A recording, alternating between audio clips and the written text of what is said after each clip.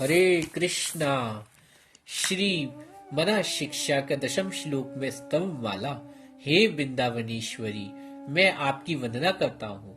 आपका अभिनव गोरोचन की भांति गौरांगी है, सुंदर है, नील कमल की तरह। आपके नील वस्त्र, आपकी लंबी वेड़ी के ऊपर भाग में मणित रत्नों से खचित कवरी बंद फड़ वाली काली नागिन जैसी प्रतीत होती है। आप मुखमंडल, पूर्ण चंद्र और पद्म जैसे सभी उपमा के स्थलों के गर्भ को खरब करता है। नवदोतित चंद्रा कला की भांति आपके ललाट पर कस्तूरी का तिलक सुशोभित हो रहा है। आपकी टेढ़ी भौहें कामदेव के धनुष को तिरस्कार करती है। आप चंचल काले घुंघराले केसों से सुशोभित, काजल में सुशोभित आपके नेत्र युगल चकोरी जैसे प्रतीत हो रहे हैं।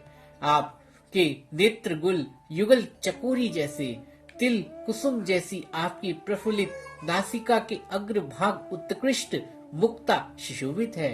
बंदूक पुष्प की भांति आपके अधर होठ अनार के सुंदर चमकीले दानों की भांति आपकी दंत पंक्ति सुशोभित हो रही।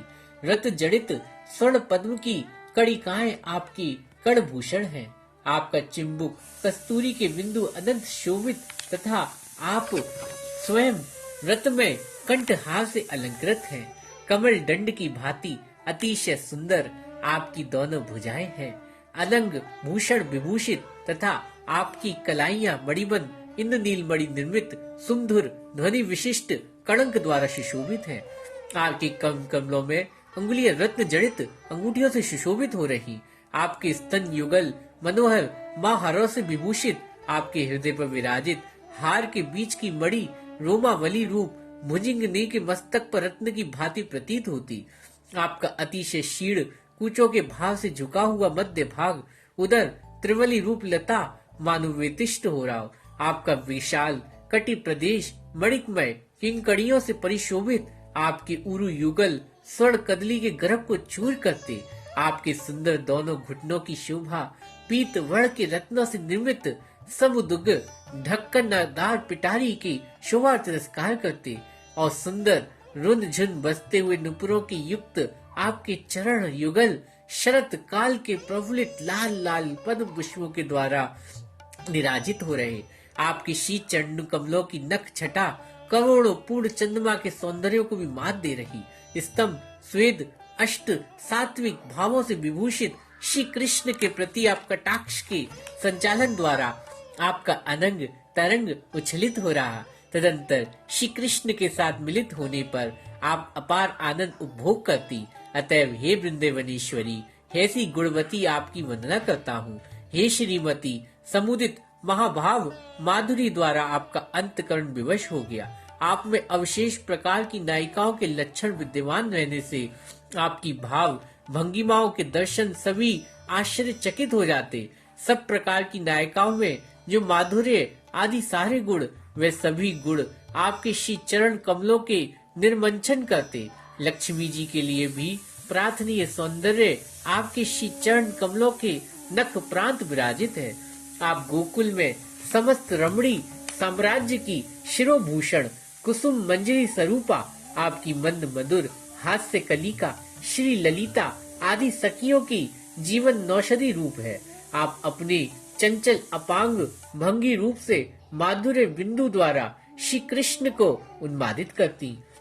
आप अपने पितामह कीर्ति कला रूप पुष्प को आह्लादित करने वाली चंद्रिका स्वरूप है। आपके अंतकरण रूप अगाध असीम सरोवर अतः करुणा रूप जल राशि परिपूर्ण। हे देवी, आपकी दासी पद की अभिलाषी इस प्रणत जन के प्रति आप प्रसन्न हो। हे देवी, आपके मान के प्रशमित होने पर चाटुपूर्ण वचन और परिपाटी के पटु ब्रजेंद्र नंदन श्री कृष्ण आपके साथ मिलन की प्रार्थना करने पर आप चंचल अपांग द्वारा उनके प्रति दृष्टिपात कर पुलकित हो रही हो। आपके ऐसे भाव का मैं कब दर्शन कर सकूंगा। हे देवी, शिल्प कला में निपुण श्री कृष्ण माधवी पुष्पों से आपका श्रृंगार कर रहे हैं और उस समय उनके कर कमलों के स्पर्श होने से श्री अंगों में सात्विक भाव के उदय होने पर जब आप पसीने से तर हो जाएंगी, उस समय ताल वृंत द्वारा आपके श्री अंगों को धीरे धीरे कब विजन करूंगी। हे देवी, हे सुंदरी, कृष्ण के साथ बिहार के अंत में आपके केश पाश अस्त व्यस्त होने पर उनका पुनः संस्कार करने के लिए इस आश्रित जन को कब आदेश प्रदान करेंगी। हे बिंबोष्ट, मैं आपके मुख कमल तांबुल अर्पण करने पर श्री कृष्ण उसे आपके मुख से निकालकर स्वयं अपने मुख में डाल लेंगे। आप युगल ऐसे मनोरम भाव का दर्शन मैं कब पाऊंगे। हे श्रीमती, आप ब्रजेन नंदन की निखिल प्रेयसियों में शिरोभूषण, अतः आप मेरे प्रति सुप्रसन्न होवें और शीघ्र से शीघ्र आपके परिवार गण में मेरी भी गणना हो, ऐसी अनुकंपा कीजिए।